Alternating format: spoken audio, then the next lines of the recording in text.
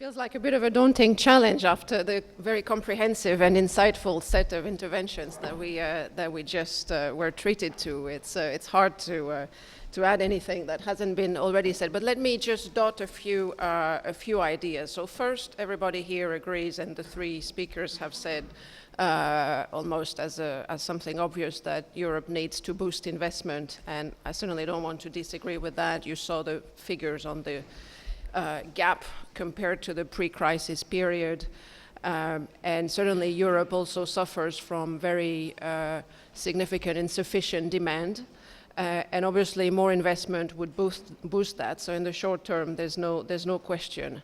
But it is also the case that a lot of or a significant share of the investment that took place before the crisis went into things that turned out to be not such a great idea, particularly a lot of investment in construction, say in places like Spain, which has suffered also the biggest contraction compared to the pre-crisis period. And so it's very important to make sure that whatever investment is supported by all these initiatives that are being discussed now is investment that supports growth not only in the short term, but also in the long term, that it is investment that really boosts the growth potential of the European economy. The second nearly obvious thing that has been said, and everybody agrees, that I would like to challenge slightly, is this idea that the key problem for Europe right now is financing, finding the right amount of financing for investment. I certainly don't want to downplay that, but at the same time, let's not forget that the Eurozone exports, like over the last 12 months, has exported 300 billion euros worth of its own savings abroad. And so what is that telling us? This is telling us the problem is also, very importantly, the lack of investment opportunities, or opportunities that are deemed credible by the European investors. And so then I would really like to ask, well, why is it that people haven't been so excited about investment opportunities in Europe? And I would say, what do investors look for? They look for growth, and they look for some degree of policy stability, predictability, and sanity. Now, on the growth prospects, the short term is looking very good. Europe now has finally an expansionary monetary policy, and it's becoming more so. It now increasingly also has an expansionary fiscal policy that was not completely planned, but it's happening. Thanks to, in part, the refugees and terrorism crisis. So that's the bit of a silver lining there. So short term, everything looks great. Longer term, not so clear. Europe has right now growth potential that is estimated around 1%. That's not very enticing. And there are structural reasons for it to go down, notably demographics. So Europe dearly needs to make a very serious effort to counter these trends by essentially doing structural reforms that are going to raise the participation in the workforce by women, by elderly people, structural reforms that are going to open up its labor markets, so that, for example, the influx of refugees that is now coming, and a number of people are saying, well, this is great because it's going to solve Europe's demographic problem. Well, yes, that's true, but only if the labor markets are sufficiently flexible to absorb them. And finally, structural reforms that will increase competition in product markets, in services market, and that's all, I'm sure, music to the European Commission's ear. So that's on the growth front, good for the short term, not so good for the long term. On the policy certainty front, there are also major problems. Europe has made giant leaps since the crisis in strengthening its policy infrastructure, particularly when it comes to dealing with crises. It has essentially adopted all the recommendations of the previous 4 presidents' reports, and in a very short amount of time. So it's now well equipped to deal with crises, but it's still very badly equipped to prevent them. And that's not, from the standpoint of a global investor, you would much rather prevent a crisis than having the confidence that you'll be handled half properly if one happens. And what I mean by that is that there's still a critical lack of risk-sharing instruments. some research, done by a number of people, but often quoted by Jens Weidmann, is that in the United States, between public and private risk-sharing mechanisms, 80% of shocks are absorbed before they hit consumption.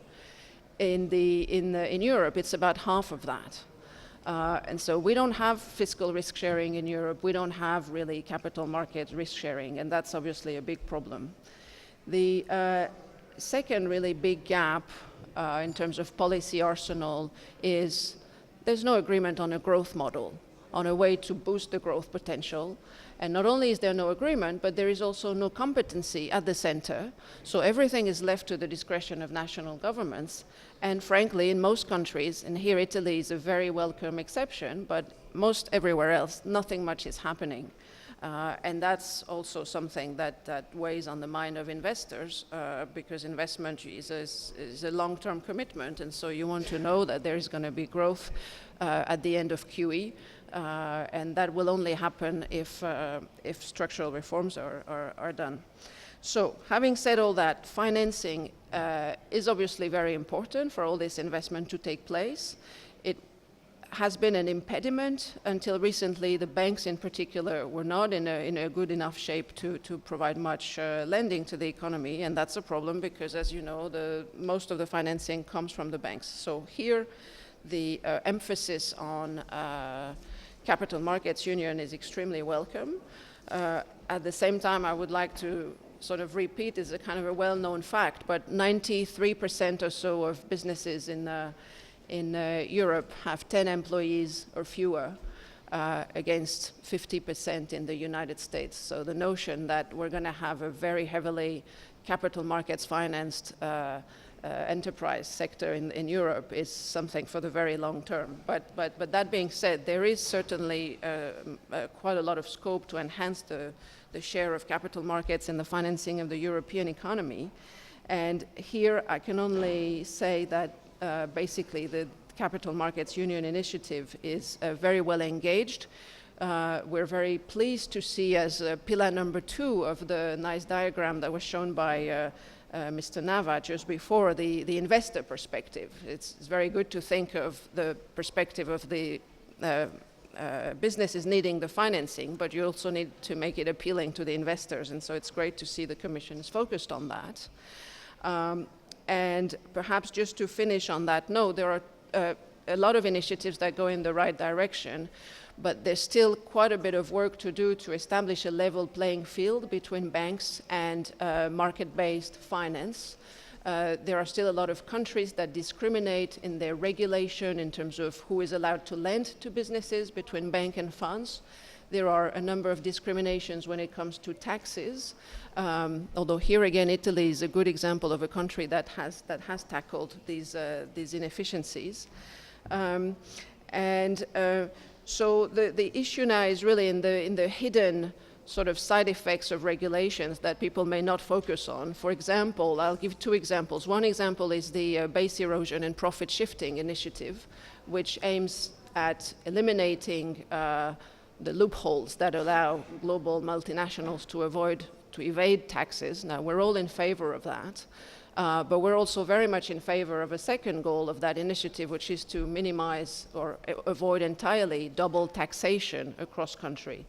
And unfortunately, the way this is set up right now, it looks like a number of pooled funds, investment vehicles, would suffer from double or multiple taxation, and as a result, be much less attractive to investors.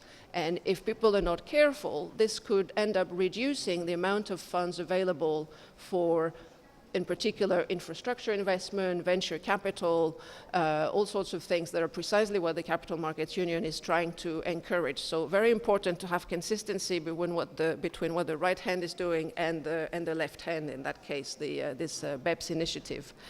The second example I would give, and I will conclude on that, is when it comes to central counterparties resolution. As you know, there's been an effort to push a lot of capital market transactions onto central counterparties. This is great. It reduces risks for everybody. But as it stands, the resolution framework for CCPs would essentially penalize severely long-term investors by relying on their margin contributions to recapitalize the CCP. And this is nobody's like deliberately thinking, oh, I want to make the long-term investors pay, but this is the result of the way this initiative has been designed so far. So this is something else to draw attention to, and there are multiple examples, and so would really encourage policymakers and others to be mindful of, in every initiative, are we keeping an even playing field between different sources of finances here, and are we sure we're not discouraging precisely what we're trying to accomplish with our mainstream initiatives? Thank you for your attention. Thank you very much. And thank you for mentioning the issue of taxation, which indeed is extremely important at the national, but also at the cross-country level. I think in some countries, let me reflect on the Italian experience, we have somehow a schizophrenic approach, because if you read the press today or yesterday, it seems that we are discovering the important role of savers in the economy and in society, but until yesterday, I think everybody was very keen in seeing savers as the object of taxation. So I think, but anyway, I hope that this is a welcome change also in the political discourse in Italy. And also for mentioning cross-border markets and the issue of risk sharing, private risk sharing through better working capital markets, and also public risk sharing through some kind of fiscal stabilizers or fiscal backstop that we need to introduce. Now the floor is to Edouard de Lencquesaing. Edouard de Lencquesaing is CEO of European Institute of Regulation, leader of the organization, which is very similar to our federation in France, and so we really welcome a view from Paris on this. Edouard. Thank you very much.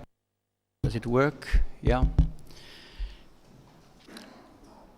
The title of this panel is clear, it's investment and growth. Two very simple words that we are using in most of our conferences since a very long time. And I just have in mind the Green Book from Barnier. And we are still there, and growth is still blocked to a very low level. I want to speak about the French perspective. Some of our ministers were invited today to this conference, and they did not come because, as you know, we are in the middle of major elections, and they are under pressure of those elections. And the result of the first round of this election, the second round is this weekend, is not very good. It's not very good. You have the extreme right is winning, is the first party now in France. What is the lesson of that? What is the lesson for France? What is the lesson for the other member states which have more or less the same challenge? And what's the lessons for Europe? The key word there is credibility. Our politicians at the local level are not perceived as being credible. Europe is not perceived to be credible. And if we would have the same referendum that we had a few years ago, probably the result would be terrible. Then behind those words, investment and growth, we have to think about better processes to make those words a reality. And that is very important because all the elite, and in this room it's part of the elite, we have an individual responsibility to make those words a reality. For the last 7 years, we were speaking about stability. But it's clear that stability, it's not a strategy. Stability is a prerequisite, and we all agree on that prerequisite, but that cannot replace strategy. And today, as has just been said, it's not very clear that we have a pilot in the strategical thinking of Europe. it's not clear either that we have a pilot in France in the strategical thinking also. For good or bad reasons, when we were speaking about industrial policies, that was not well accepted at the level of the Commission. Saying, okay, it's not our task to meet strategical policies. And strategical policies, there was some confusion between this word and the GOS plan. Strategical policies is not a GOS plan, it's a vision. And if we want to get growth, as again it has been said, we need a vision. We need a vision, we need to define exactly where we want to go, at what speed we want to go, how we'll bring all the countries, the 28 member states which are coming from different cultural horizon, different economical situation, and so on, how we can build up a common roadmap for all those countries to go in the same direction with clear visibility, credibility, and stability in the vision. Now, what is good with a capital market union, but I will not speak too much about capital market union because we have another panel on that later on, it is that for the first time, the Commission asked countries and industries to feed element of the strategy. They realize that the strategy is not just a Commission mission, but it's also our mission, it's a bottom-up mission. And we'll have this call for evidence, which is a very complex tool, but it's a tool that is in our hand to feed the Commission about the proper strategical parameter to tune the regulatory framework that we received from the previous Commission. Now, what we need to go further and build up this vision is a combination of a top-down and bottom-up vision. This top-down vision, I will just mention one point. At the global level, we need an economical union. It's clear that before speaking about investment union, banking union, capital market union, we need economical union. And that's why the crisis helped us to build up with economical semesters and so on, all the necessary tools that the single currency imply to have. And that is a big progress, but we still have to work. But in this economical union, and speaking about the single currency, there's one aspect which is very important and we just forgotten, is how we can leverage this strategical tool, which is a single currency, as an economical tool. How we can work together to increase the usage of the euro for invoicing and payment of what we are exporting. It's clear that the US understood for quite a long time that the dollar is not just a commodity. The dollar is for the US, for the Americans, a strategical tool. Why we don't think and we don't try to leverage our euro, not just like a gimmick to help the single market between Germany, Italy, France, and so on, but it's also a tool that can be used globally. And that is the first idea or suggestion on which we should work very thoroughly.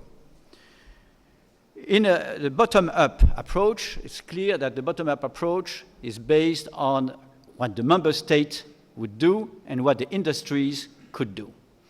And I come back to France, and it's clear that we have in the long horizons behind the single currency the idea of European bonds, Euro bonds, and all those things.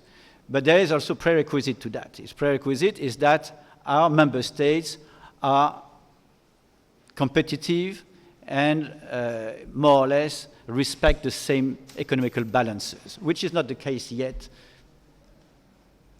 even for Spain, Italy, and especially France.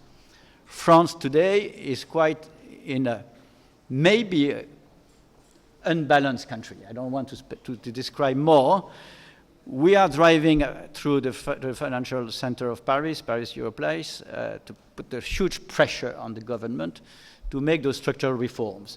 Again, a lot is said, nothing is done.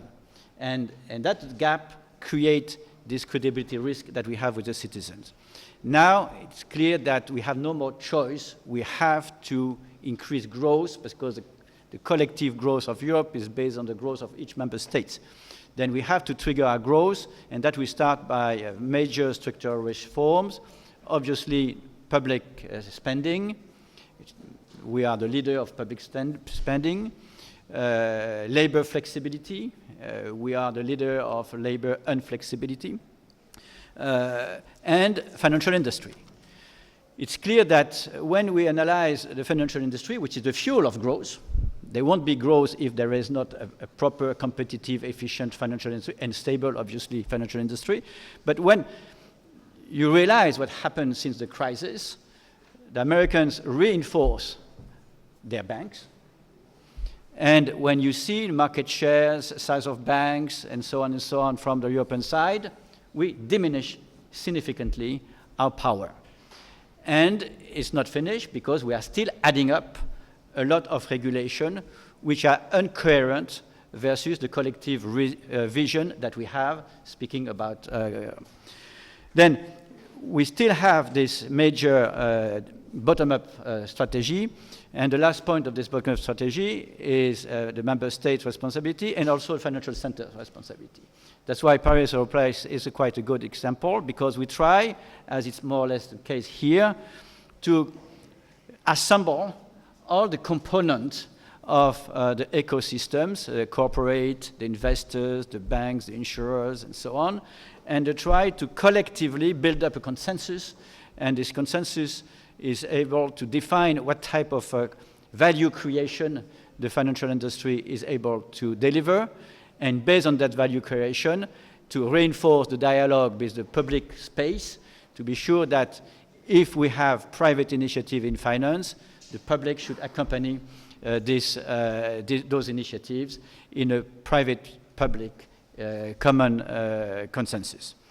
Okay, then I will stop there. Thank you. Thank you very much, Edouard. And thank you for putting into focus the politics of investment for growth with vision and responsibility and leadership that's required. But and as you said, this is not only the task of policymakers, it's also a responsibility of the industry, starting from the financial sector industry, but also branching out to the whole of the business world, also has to contribute in terms of vision, in terms of leadership and responsibility. I now am happy to give the floor to Mark Garvin, Vice Chairman of JP Morgan, based in London, and I certainly would welcome his views, which obviously will reflect the views of where he works, the City of London. Mark. Thank you, Paolo. It's a pleasure to be here, and as Paolo said, I am going to speak from the perspective of a banker practicing in London, Europe's financial marketplace, and working for a global firm who has been in Europe for 150 years, is an ardent supporter of European integration and the success of the European single market.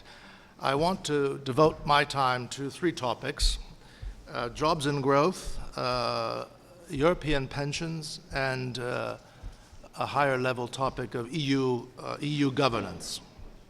On the topic of jobs and growth, I think it's important. I think the comments of Dr. Nava this morning, I think, summed it up very well. It's very gratifying, and we should acknowledge the enormous milestone that was achieved through banking union, and that we now have in Europe a truly stable financial and resilient financial system, and that stability is a prerequisite for growth. But as he said, without growth, ultimately, there cannot be stability. And this is a very important point, because we are now at that flexing point where we're moving from the repair of the system to the promotion of growth. And one of the most effective ways of promoting growth and jobs in Europe, in our opinion, is to enhance the measures designed to improve this European single market. And I'm going to say a few things about the European single market. First, I think it's important to say that we need better impact assessments and cost-benefit analyses, and that they should be at the heart of the rule and regulation-making process. No legislation should go through the Brussels machinery without the right impact assessment having been undertaken and published beforehand. So we also wholeheartedly support the UK's push for better regulation and better processes to create that regulation, which, by the way, has been at the top of President Juncker's agenda from the week he started his job. And in this context, we very much welcome the European Commission's cumulative impact assessment in the context of Capital Markets Union, which is now underway. This gives policymakers the opportunity to take stock of the impact of regulations that have been implemented to date, and where necessary to potentially make some recalibrations based on solid empirical evidence. There should also be a greater focus on enforcement and regulation of the rules. The financial crisis showed that some of the regulation that was already in place wasn't being implemented evenly across the Union. Now, with some 45 new rules from the last Commission, either in place or being finalized, it's become even more important that these measures be properly adopted and enforced across the entire Union to ensure safe markets, but also to ensure that there is a proper level playing field. On the topic of pension reforms, I think more of this perhaps this afternoon when we discuss Capital Markets Union. It is absolutely important that, and it's right that now should be dealing with pensions at this point. It's not a new topic. This was also a topic before the crisis, but it's become even more important in recent years. We have pulled down the barriers to allow free movement of people across Europe, and certainly as a result of economic divergence, that mobility of individuals across the European Union has begun to increase, and it's probably reasonable to expect over years ahead that the mobility of people across the Union will increase even more. So those challenges that pre-existed, those demographic challenges that pre-existed, and the need to provide savings for pensioners existed before the crisis, are now accompanied by a need of more urgent need to allow people to have with them opportunities to take their lifetime savings across borders as they pursue their lifetime employments. So if we welcome the attempts to address the cross-border pensions in the IORP II directive, which is currently being debated in the European Parliament, and very supportive of the consultation that EIOPA has been carrying out on the creation of a standardized pan-European personal pension product. In the continent of Europe specifically, there is a need for genuine increase in the amount of private pension investment available. If pursued by the Commission, this measure has the potential to encourage EU citizens to engage with long-term retirement savings, and that ties back very, very neatly into the long-term investment agenda that was discussed earlier this morning and which we'll be discussing again this afternoon. Something perhaps more technical, which we'll discuss also later in Capital Markets Union, is how to encourage what types of investments, what is the mix of investments that individuals should be allowed to make in the context of their, let's call it Pillar 3 savings. We are in favor of life cycling fund investments in these funds where individuals would be allowed or have a choice of investments, and the default option for those individuals would be a series of lifestyle-related investment pools ranging from the more aggressive earlier in their careers to the much more conservative later in life. More of that this afternoon.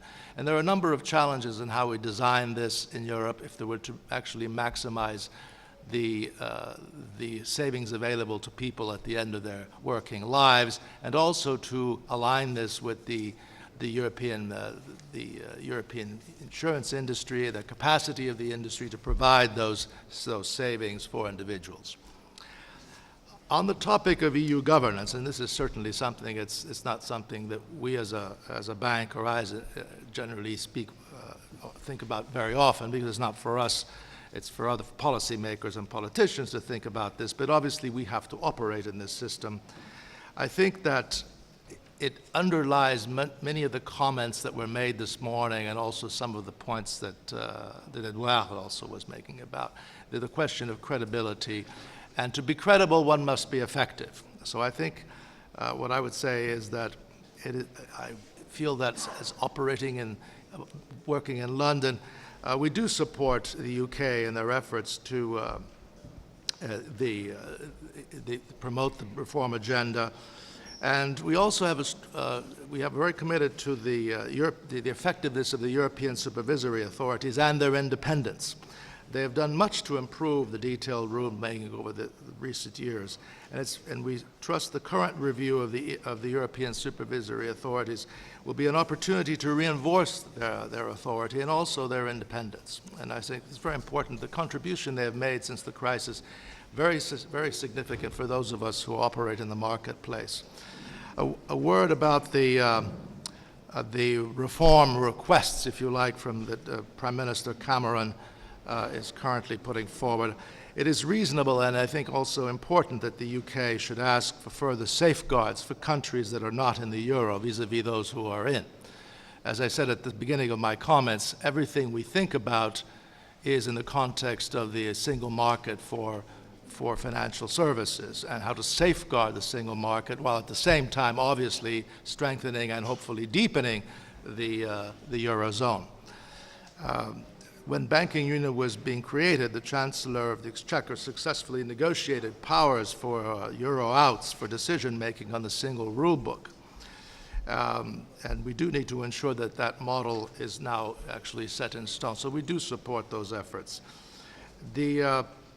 We're also very supportive of reinforcing the role of the Commission as the guardian of the single market and of the treaties that underpin the effectiveness of the single market, and for the need for clear provision, for clear provisions or a new single market protocol that ensures that any future Eurozone only measures cannot impinge on the operation of the single market or on non-Euro member states.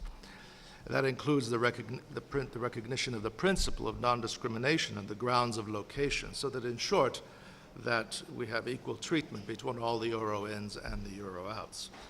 I've listed some of the things that need improvement and some of the safeguards that I think make sense, but it's important also to highlight positive reform developments that are already underway in Europe. The most obvious and the most important, and we'll be discussing this today, of course, is Capital Markets Union. A huge effort to integrate European capital markets further and to push forward the contribution of market-based finance to the European real economy. And also to promote a better alignment of savers and investors, as was mentioned earlier by one of my panel colleagues. Europe has been and it remains a chronic exporter of capital, and that really is a paradox. Why should that be the case when there are so many opportunities for investment in Europe? And I should also say something about the transatlantic trade and investment partnership. We think, obviously, as a transatlantic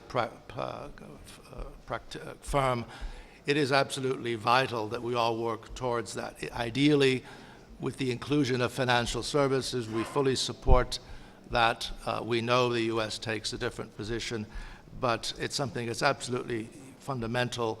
And with or without financial services, I think it's an agenda that needs to be pursued and also very relevant to the promotion of jobs and growth. So in the summary, I would say that we want to enhance the single market by working on all opportunities, including pensions, to promote the truly integrated nature of capital markets in Europe, improve the rulemaking process with better impact assessments, implementation and enforcement of rules, ensure safeguards for those countries that are not members of the Eurozone and those firms that operate in those countries, and continue to focus on important projects like the Capital Markets Union, Transatlantic Trade and Investment Partnership, and also the digital single market. Thank you very much. Thank you very much, Mark. La parola ora al dottor Giordano Lombardo. I guess I will go on in English, maybe, since we have the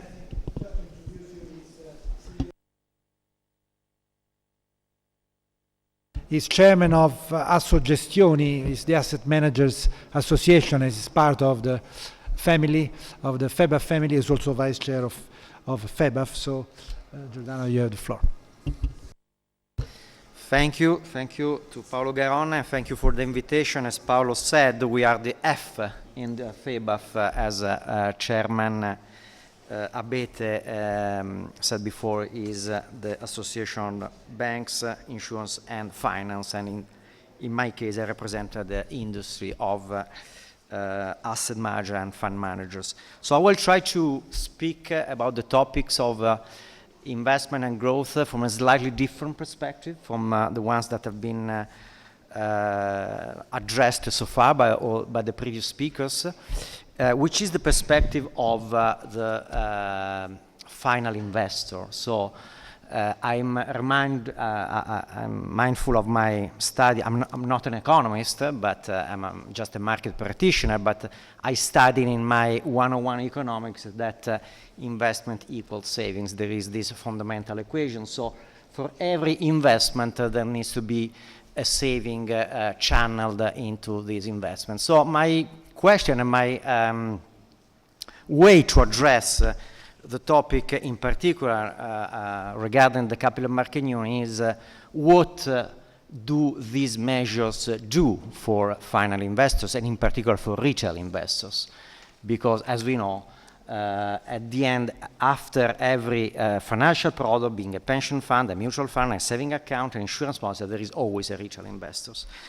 And I think that the Capital Market Union in particular does a lot of important things. Some of them have already been touched upon, but it's worth mentioning because, in my opinion, they have the opportunity to change in a radical and positive way the perspective of European retail investors and also Italian retail investors.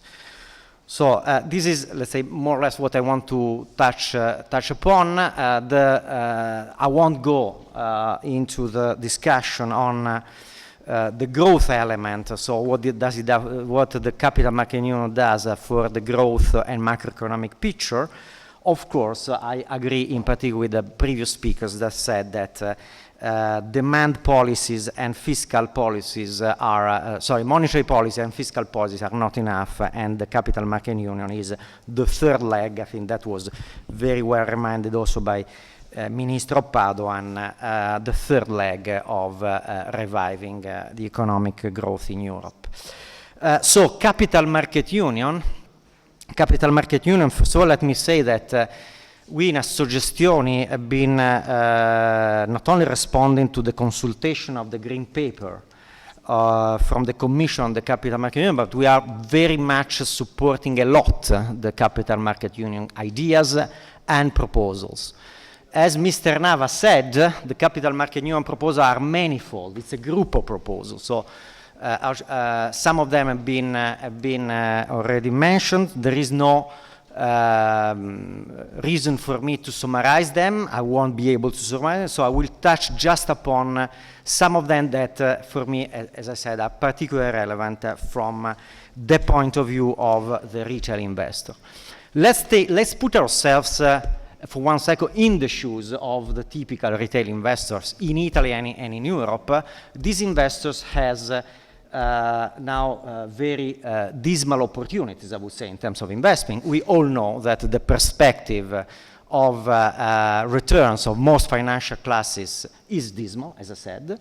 The expectation of low returns, not only low interest rates, but low returns, is there to remain for a while.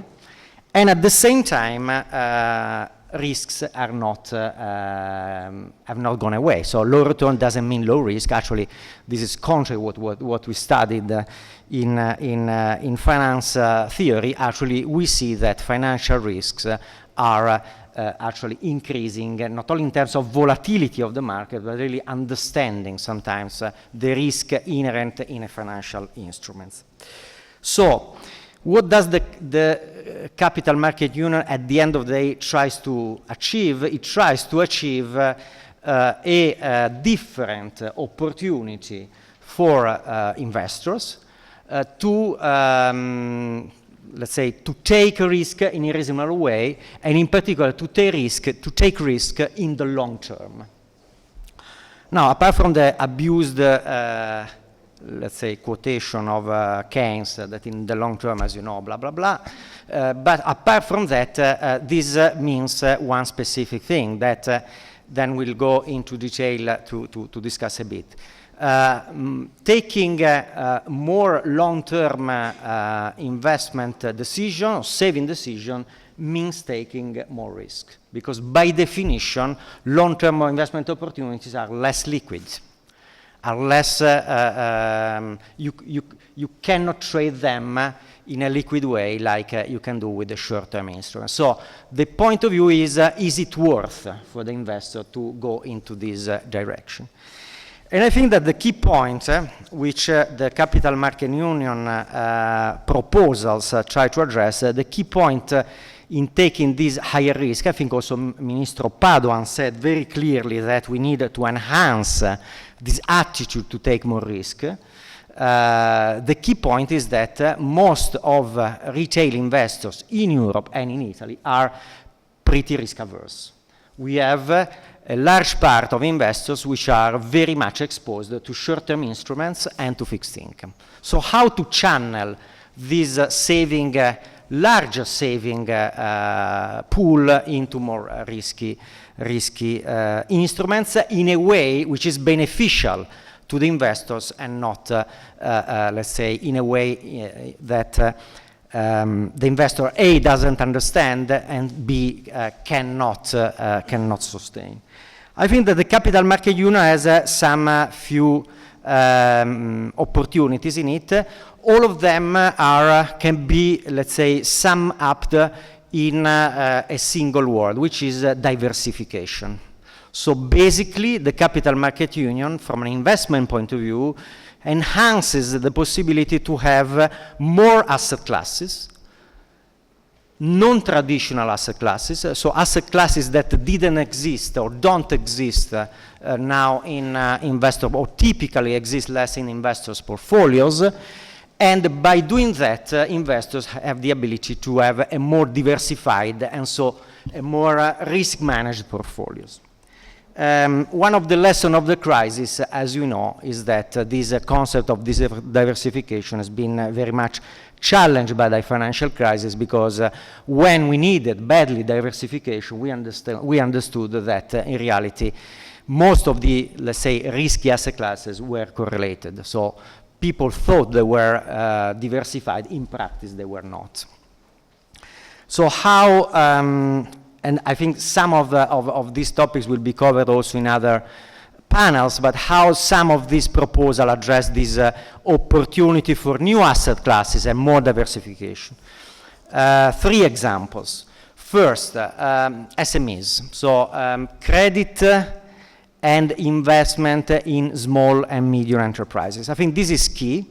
This is key because, by definition, the cycle of the economic cycle of SMEs is not the same economic cycle as the large cap companies. They tend to be more domestic. They tend to be more exposed to local factors. They tend also sometimes to be exposed to the export sector, which is different from, as I said, the cycle of larger cap company. The issue from an investment point of view, is information. It's extremely difficult for investors to get information. I think that was also mentioned by Presidente Tajani, to get information on small and medium enterprises. This is a particular point of view also from a professional investment. So this is not just an issue of retail investor, but also when you are a professional investor and you build an SME portfolio, for example, a bond portfolio, to build the research, the knowledge, the understanding of that type of investment, of small and medium enterprises, is extremely difficult and expensive. And by the way, the regulation somewhat is also increasing the cost of doing research and building knowledge on small and medium companies, because, as you know, in MiFID there are provisions related to the cost of research that basically will mean that the research done by not only banks like JP Morgan, but also asset management companies will be less economic. Let's say the cost of conducting this research will be less economic on small companies. So we need to share information, we need to have centralized rating system, we need to have let's say a way to pool the information on SMEs in order for this to become a true asset class. Otherwise, again, it's a nice word to say we want to invest in SMEs, but we will not be able to really make it as a true asset class as it is in the US. So again, ideas like a centralized rating system may be also supported by the regulators, by the central banks, could be an idea that goes into direction. Second idea, loans. I think that one of the major differences between the European capital markets and Anglo-Saxon, and in particular the US capital markets, is that funds in the US can also provide loans directly to companies or to let's say to big project of infrastructure and so on. This is a provision, once again, that exists in some countries. For example, in Italy, it exists already, this possibility. We don't have yet an harmonization of the rules and the context of funds giving loans at the European base. So what we very much wish and propose to the European authority is to make a provision to have a European regulation for funds to provide loans. Third idea is infrastructure. I think infrastructure has been mentioned many times. Very large investors like sovereign fund honestly don't need funds to invest into infrastructure. They do go directly, they have their own teams. But if you want, at the end of the day, to have also investment funds to invest in infrastructure, we need to have a specific vehicle. And the CMU, the action plan of the CMU, of the Capital Market Union, has this provision for this vehicle, which is the LTIF, which has been mentioned by Mr. Nava. So we very welcome this instrument. We believe, once again, that we need to have some harmonization, some explanation from the European authority of what is eligible to invest, what these funds can invest in, what is, for example, a European definition of infrastructure. And second, if mutual fund can invest in LTIF, because at the end of the day, otherwise LTIF would be just a repetition of mutual funds. So how we create the bridge between mutual fund and these new instruments. So these are three examples of as I said, new asset classes that are very important, that in the Anglo-Saxon markets exist already, that can be really bottom-up, changing the picture for the opportunity, as I said, of diversification. But in order to do that, and on this I conclude, we need the instrument, the final instrument that invests in these long-term asset classes. Because, as I said, these asset classes are not suitable for short-term solution, for short-term investment products. And I believe, and this has already been touched by Mark, that the key point, for me, the most important point that is touched upon in the action plan on the Capital Market Union from the standpoint of the retail investor is the provision of the individual pension plan at the European level. So a standardized model for individual pension plan. I think this is key. This is the reason why, for example, in the US there is a very mature, of course there are 50 years of history behind them, of 60, a very mature pension fund industry at the retail level. One of the main reasons this does not exist in Europe is that we don't have common rules. We have regulation on individual pension funds that are still very much national. So in Assogestioni, but not only in Assogestioni, in also at the European level, we very much sustain this idea of the pan-European the pan-European pension plan. Of course, a lot of things needs to be done in order to achieve them. One of them is, as I said, the harmonization of the regulation. Of course, we need to harmonize the tax treatment. Italy has a tax treatment of a pension fund which is different from all the other countries. And we need to have, as Mark was saying, a pension fund proposal which is based on the concept of default, so that the investor, the final investor, has a default solution because we know from behavioral finance that investors do not choose actively. So we have to nudge, as some political, let's say, expert of policy, we have to nudge investors into the default solution. So I would like to close on that because, again, for me, this is the most important provision of the CMU, and also to make a practical proposal, since I think conferences are a great opportunity also to make practical proposals. Within February 2016, I think that the Commission will receive from EIOPA the guidelines on the individual European pension plan, and by then they will take the decision on going ahead with the regulation or directive on that. I believe that as a country, so with the friends of FeBAF, and also supporting a national position with the Italian government, we should have a national view on supporting these instruments. I just remind one thing, that Italy, that is a country in which there is enormous saving pool. In Italy, the pension product penetration of let's say, the household saving is half of the one that exists in Germany and France. And I'm not touching UK and US. So in Italy, we have a great pool of saving. We need to really push on the pension side, and I think this is the right vehicle.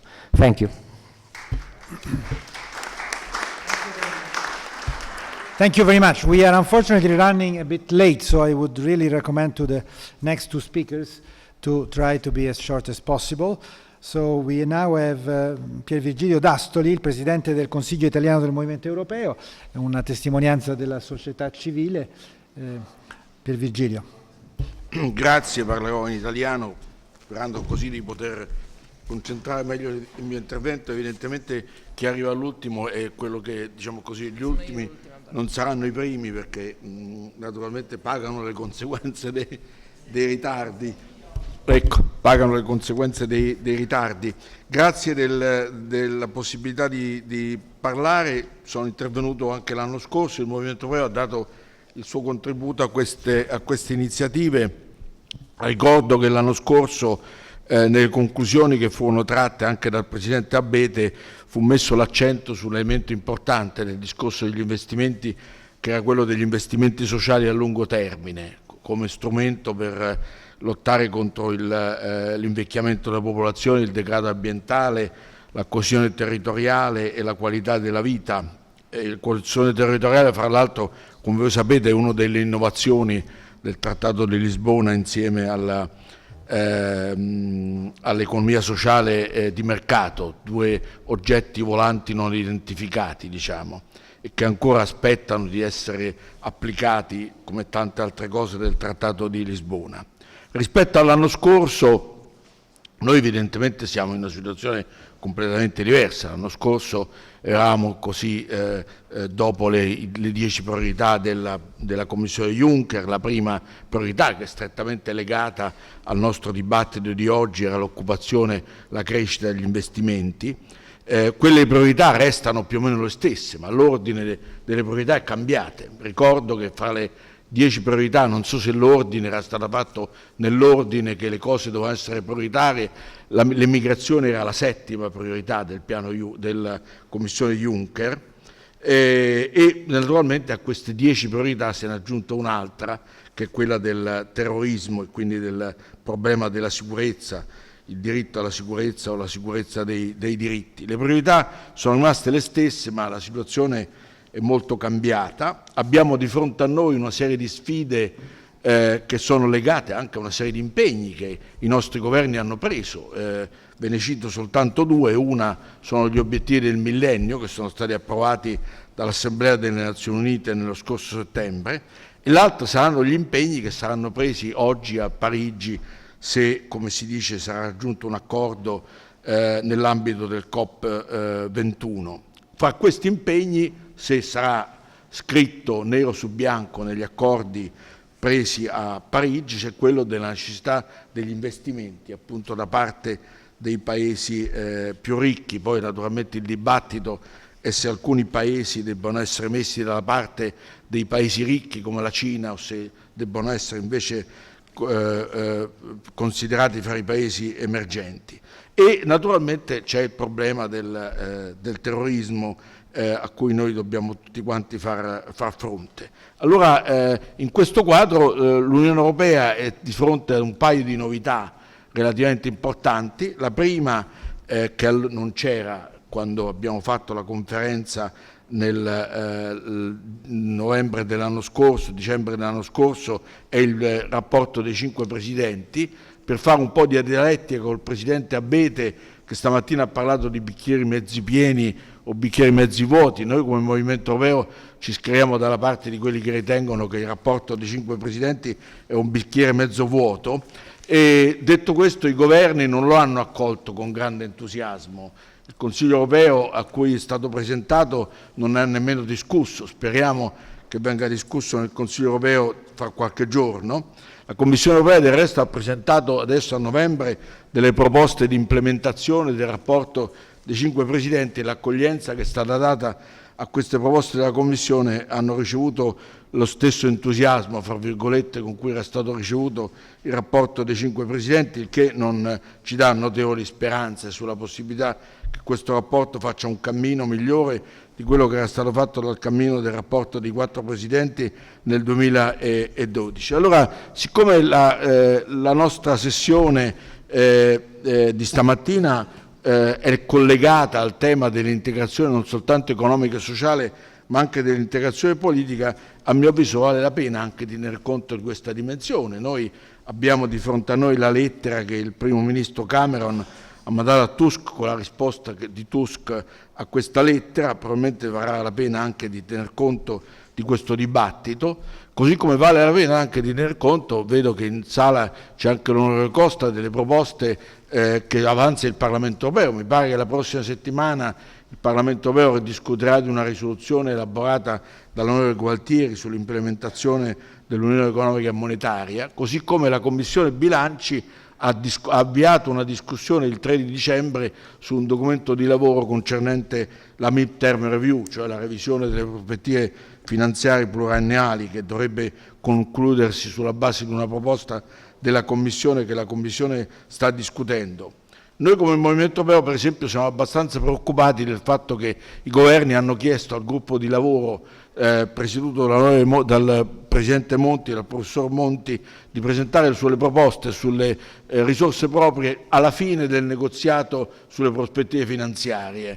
E mi sembra un po' difficile immaginare che questo negoziato sulle prospettive finanziarie possa arrivare a delle conclusioni adeguate senza che si discuta anche del tema delle risorse proprie. Quindi se il rapporto del gruppo Monti sarà presentato alla fine del 2016, dopo che sarà concluso il negoziato sulla mid-term review, mi chiedo su che base saranno prese le conclusioni concernenti la revisione delle prospettive finanziarie. Tra l'altro, siccome a giugno del prossimo anno ci sarà una importante conferenza interparlamentare proprio sulle prospettive finanziarie, se i parlamenti non hanno strumenti su cui discutere, eventualmente decidere, e fra questi elementi certamente il tema delle risorse proprie, che è strettamente collegato al dibattito anche sugli investimenti, non saranno sul tavolo delle proposte per quanto riguarda le risorse proprie, noi rischiamo di avere il bicchiere, appunto come dicevo prima, mezzo vuoto e non mezzo pieno. L'importanza di questa iniziativa di oggi, come quella dell'anno scorso, è legata al fatto, come sappiamo tutti quanti, che è importantissimo dal punto di vista degli investimenti, mettere insieme il partenariato fra investimenti pubblici e investimenti privati. Del resto anche il successo eventuale del piano Juncker con i 315 miliardi di euro è strettamente legato a questo accordo, a questo partenariato, a questo mix fra gli investimenti pubblici e gli investimenti privati. Ed è del resto anche il tema che è stato discusso quando si è parlato degli obiettivi del millennio all'Assemblea delle Nazioni Unite, in cui l'ultimo elemento degli obiettivi del millennio, che non esisteva negli obiettivi del millennio precedenti, è proprio quello del partenariato pubblico-privato dal punto di vista degli investimenti. È l'ultimo, ma non è una questione di metodo, è una questione essenziale dal punto di vista degli investimenti. Speriamo che i governi dell'Unione Europea che hanno sottoscritto quegli obiettivi siano conseguenti, come non lo sono stati con gli altri obiettivi, perché soltanto applicando quegli obiettivi noi potremo effettivamente fare dei passi in avanti. E questo appunto, come dicevo prima, ci lega a quello che dicevo all'inizio, cioè a quelle priorità che noi stabilimmo insieme l'anno scorso, quando appunto nel concludere il dibattito della prima conferenza che facemmo l'anno scorso mettemmo l'accento appunto sulle cosiddette infrastrutture sociali, in cui una di quelle infrastrutture riguardava non a caso il tema del degrado ambientale, che non è, come posso dire, senza nessun tipo di rapporto col tema delle migrazioni. Le migrazioni, ne abbiamo discusso, se ne è già parlato, non riguardano soltanto quelli che emigrano, i profughi dai paesi dove ci sono le guerre, ma emigrano anche dai paesi in cui c'è un degrado ambientale fortissimo, c'è il problema anche della fame. Fra l'altro il tema delle migrazioni non è un'emergenza, è una sfida epocale e permanente di fronte alla quale noi dobbiamo trovare il modo di dare delle risposte, e possiamo dare le risposte soltanto attraverso degli strumenti di politiche di inclusione che oggi non esistono. L'altro giorno io ho visto sul Le Monde la lista delle fotografie di quelli che hanno partecipato all'attentato di Parigi di Bataclan. Sulle 11 fotografie, uno era un cittadino siriano, gli altri 10 erano cittadini francesi o belgi, per dirvi che se noi non risolviamo il problema dell'inclusione e della qualità della vita all'interno dei nostri paesi, probabilmente non riusciremo a raggiungere quei risultati che vogliamo. Qualcuno che mi ha preceduto ha detto che uno dei problemi dello sviluppo dei populismi e dei movimenti aerocritici o aerostili è anche legato al fatto che l'Europa non è credibile.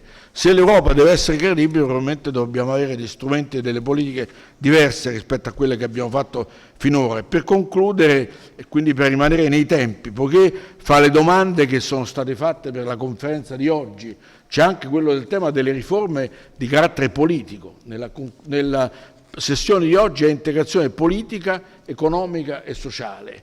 Allora, per quanto riguarda l'integrazione politica, dobbiamo dare una risposta non soltanto a Cameron. Il ministro degli esteri italiano ha lanciato quest'idea di una riunione dei paesi fondatori. Ci sarà una cena dei ministri degli esteri dei paesi fondatori a Roma il 19 di gennaio. Non è che da questa riunione deve uscire fuori una dichiarazione solenne, ma certamente può essere un passo in qualche modo nella direzione di rilanciare il discorso dell'integrazione politica dell'Europa. La riforma dell'Europa di cui si parla nei documenti della nostra conferenza riguarda non soltanto il problema degli investimenti, ma riguarda il tema della governance economica, su cui si sofferma l'onorevole Gualtieri nella risoluzione che sarà approvata la prossima settimana a Strasburgo per l'implementazione dell'Unione economica e monetaria. Prestiamo più attenzione a quello che avviene non soltanto nel segreto dei negoziati diplomatici. Spero per esempio che il negoziato con il Regno Unito non avvenga soltanto fra diplomatici, ma sia un po' più trasparente e sia il frutto di un dibattito pubblico, e anche quello che avviene nelle altre istituzioni di cui noi dobbiamo tener conto, perché soltanto in un quadro complesso e più ampio noi possiamo dare una risposta ai temi che sono in discussione oggi e domani in questa nostra seconda conferenza. Grazie e buon lavoro. Grazie mille Virgilio, in modo conciso ci hai dato veramente molti contributi rilevanti. Last but not least, Veronica De Romanis, she's an economist, academic economist. By the way, the bios of the authors, you'll find them in the file. So the only thing I wanted, you speak English, no? Yes. Okay, so the only thing I would like to highlight of her CV is that she has worked in Germany, and she has published also very few very interesting books on Germany. So I really hope, if she wants, that she can bring us some viewpoints from Northern Europe, but she is obviously free to talk and then contribute to this. Thank you very much, Veronica.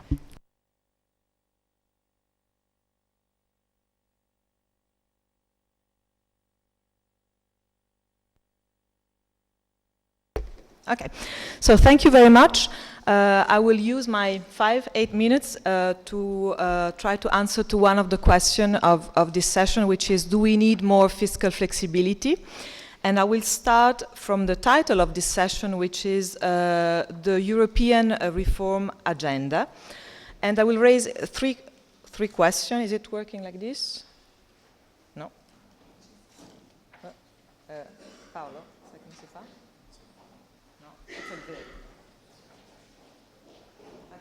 So my 3 questions will be, is there a need to reform?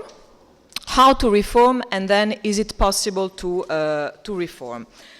Well, the first will be, is there a need to reform? In the last 5 years, many things have been done in order to solve the financial crisis. European governance have been improved in 2011, and we know, for example, that in order to strengthen the policy coordination, European semester has been introduced. In terms of fiscal policy, more stringent fiscal rules have also been introduced, the 6-pack, the 2-pack, the very well-known fiscal compact. We all know that. In Italy, everybody knows what is the fiscal compact. And then also, not only the fiscal rules have been strengthened, but also macroeconomic surveillance have been introduced through the macroeconomic imbalance procedures. Well, is it enough? Well, actually no, the results are not sufficient. Minister Padoan has been very clear in his presentation. Growth is not enough. Investments are not enough, and I think this will be discussed in details later. But unemployment is still very high, even if decreasing. Let me tell you that in the Union there are more than 23 million unemployed, and half of them are long-term unemployed, which means that are unemployed for more than 1 year. And this obviously has very strong social consequences. The picture is not homogeneous. There are significant divergence across the euro area. In some countries, the unemployment rate is really low. The last German data is one of the lowest, 4.7% in October, whereas in other countries, unemployment rate is very high. And since we are in Italy, let me tell you that not only unemployment rate is very high in Italy, but also youth unemployment is very high. In Italy, it's more than 43%. This is also because European programs, when implemented at national levels, have given very different results. And I'm thinking of the Youth Guarantee Program, which in Italy has been, I have to say that, a complete failure. So we really need to go on with try to integrate more national labor markets. Having said that, obviously Europe is not perceived anymore as a place of prosperity, it's clear. People do not understand the advantages of being part of the Union, and that obviously is reflected in increasing populism. We have talked before about the last French election. The victory of Marine Le Pen, I think it's also the consequences of such a high unemployment in France and of course in the Union as a whole. So the answer to the first question, yes, we need to reform. Yes, absolutely yes. How can we reform? Well, there are 2 goals. One, because reform means different things to member countries. Reform means more flexibility to UK. So Cameron, we have, that has already been said, is not willing to integrate further. Actually, he would like to remove the principle of ever closer union in the treaty, and he wants to concentrate only on completing the single market. Then there is another group of countries, the Eurozone, which would like to go on with the integration, with more political integration. So, but the problem is that among the second group, they share the same goal, but they have different approaches. One is the risk-sharing approach. Mr. Paduan, Minister Paduan was mentioning it before. Italy and France would like to have greater fiscal flexibility. Actually, after the terrorist attacks, Prime Minister Valls has talked about security is much more important than stability. So we want also the security clause, more flexibility for security. And also our Prime Minister Renzi has said that he will invoke the security flexibility clause. Let me tell you that Italy has already called for fiscal flexibility in the budget draft that has been sent to Brussels. Then there is the second group, which is the risk reduction, and is supported by Germany. And according to this second approach, risk sharing might be possible only after risk reduction. And the perfect example of risk reduction is the limit that the governor of the Bundesbank, Jens Weidmann, would like to put on banks' holding of government bonds. So according to him, government bonds are not risk-free, so we need to put a cap. Once we put a cap, then we can discuss about fiscal union. Before, it's not possible. This is the German viewpoint. And in the meantime, since we are not in a fiscal union, we have to respect fiscal rules. That does not mean that, according to Germany, we cannot have flexibility, because flexibility is foreseen in the treaties. But flexibility only if it leads to a more stable and competitive union. Okay, last question. So is it possible to reforms? We have two goals: political integration, economic flexibility, and we have two instruments: fiscal discretion, fiscal rules. So how can we compromise? This one was one of the questions of Professor Garonna. Well, there is one compromise, according to me, which is possible: the compromise among the 28 countries. I think that we all agree that UK should stay in the Union. Schäuble has said that Brexit would be a disaster for UK, but also for the Europeans. Obviously, there are red lines that should not be crossed, and the red line limits on mobility. Chancellor Merkel has been very clear on that respect. Limits on immigration will be an interference with the fundamental principle of free movements in Europe. But I think a compromise will be possible. What I'm much more skeptical is a compromise among the Euro countries. I think it's much more difficult for two reasons. The first, priorities have changed. Reforming the Union is not on the top agenda anymore. Immigration, terrorism have become much more urgent. And the second reason is that because of political constraints. So if we want to achieve a convergence of this fiscal position, risk reduction and risk sharing, we need, on one hand, countries like Italy and France to continue with austerity, to continue to respect fiscal rules. And that might fuel populism. We have seen, again, what has happened with the elections in France. On the other hand, that would imply for Germany to give up with fiscal discipline, and that would lead to a loss of credibility for Angela Merkel. Let me tell you that the Chancellor is very careful. She doesn't want to interfere in national choices because she thinks that might create a problem to friendly governments. So she's very, very cautious. We have seen, for instance, with Spain, Germany has tolerated some fiscal relaxation because she doesn't want to create problems to the Rajoy government because of the elections. So the result is that France and Italy have problems in moving to more respecting the rules. Germany does not want to have more fiscal relaxation, so the result is immobility. So what do we do? And this is my last slide. I think we have two possible compromises to avoid immobility and move forward. One compromise is short-sighted, and the other one is more sustainable and win-win in the long run. The short-sighted is that countries like Italy and France insist on short-term fiscal flexibility in exchange of what Germany now needs more, which is cooperation and solidarity on immigration. Well, I think this compromise would lead to short-term gains and will not help making progress in the process of integration. A much better compromise to me is that Italy and France make requests aimed at improving risk sharing in the long run, not in the short term, like establishing a common deposit guarantee or a common fiscal stabilizer. That will strengthen the process of integration. But really the choice to me is really in the hands of Italy and France. Germany needs a deal now. She's in a weaker position. Angela Merkel is in a weaker position. She has political problems. She will not and she cannot actually renounce to the open policy, open door refugee policy. She wants to go on to that, and she will say that this Sunday to the big party conference, the CDU conference.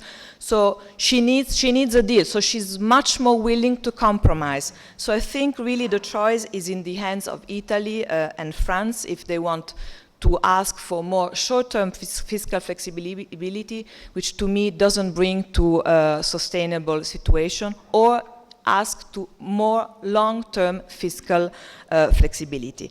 I think that insisting on budget flexibility is a myopic strategy. Thank you.